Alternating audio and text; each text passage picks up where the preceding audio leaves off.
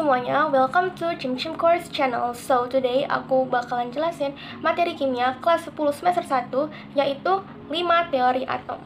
Nah, 5 teori atom ini, yang pertama itu ada teori atom John Dalton yang berbentuk seperti bola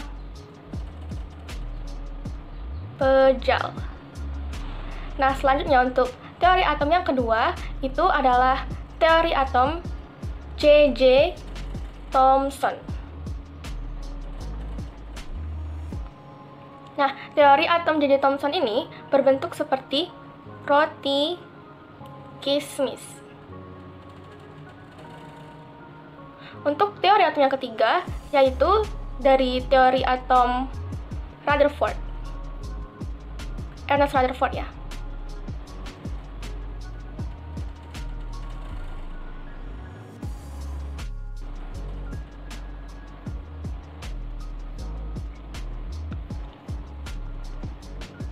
Teori atom Ernest Rutherford ini berbentuk seperti tata surya.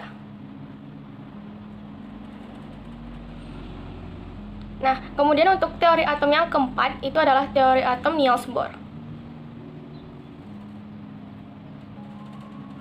Teori atom Niels Bohr ini berbentuk seperti tata surya juga. Nanti aku jelasin ya kenapa teori atom Rutherford sama Niels Bohr ini dikatakan sebagai tata surya dan apa bedanya. Tapi untuk video kali ini aku bakalan jelasin teori atom John Dalton terlebih dahulu.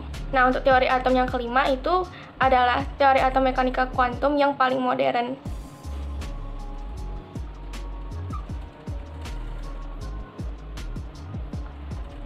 Teori atom mekanika kuantum ini berbentuk seperti donat.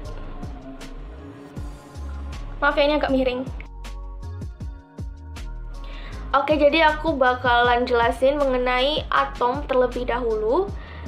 Jadi, setiap materi di alam semesta ini tersusun dari partikel-partikel yang sangat kecil yang oleh para ahli dinamakan dengan atom. Nah, ini udah aku tulis pengertian atom, yaitu partikel terkecil suatu zat atau materi yang tidak dapat dibagi lagi. Nah, langsung saja yang pertama kita bakalan bahas mengenai teori atom John Dalton. Jadi untuk teori atom John Dalton ini sendiri itu dikemukakan berdasarkan dua hukum, yaitu hukum kekekalan massa atau hukum Lavoisier dan hukum perbandingan tetap atau hukum Proust.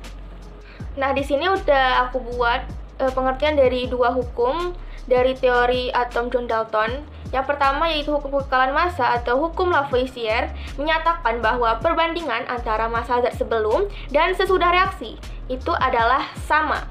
Nah, kemudian untuk hukum perbandingan tetap atau hukum Proust menyatakan bahwa senyawa kimia itu terdiri dari unsur-unsur dengan perbandingan massa yang selalu tepat sama. Nah, di sini aku udah buat kelebihan dari teori atom Dalton. Di sini aku cukup buat 3 kelebihan aja ya. Yang pertama itu dapat menjelaskan dua hukum dasar ilmu kimia, yaitu hukum Lavoisier dan Proust yang seperti yang telah aku jelasin tadi. Nah, kemudian yang kedua itu memulai minat terhadap penelitian mengenai atom.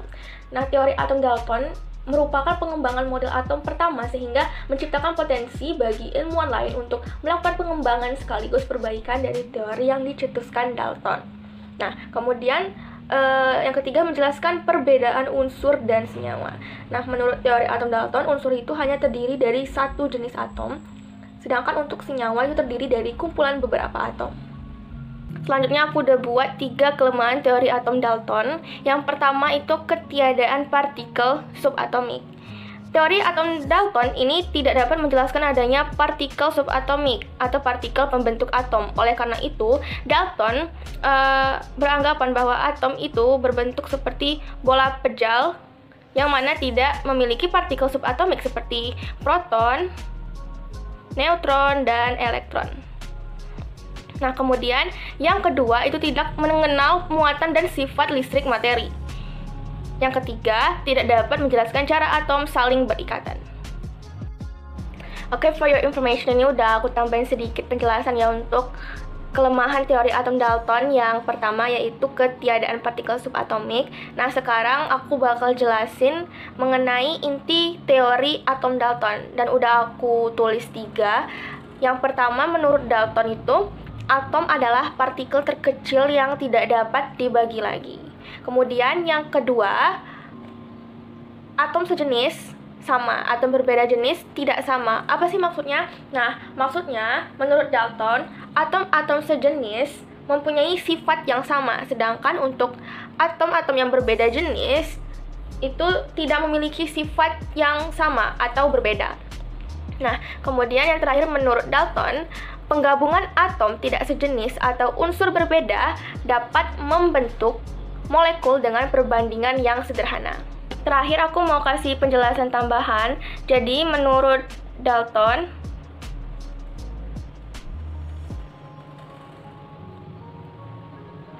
atom adalah partikel terkecil yang tidak dapat dibagi lagi, yang berbentuk sebuah bola pejal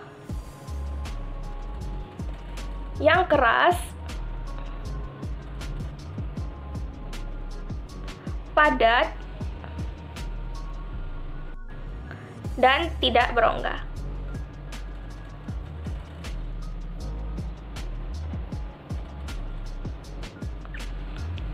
Nah, itulah dia penjelasan mengenai teori atom Dalton dari aku. Dan untuk keempat teori lainnya bakalan aku post di video selanjutnya.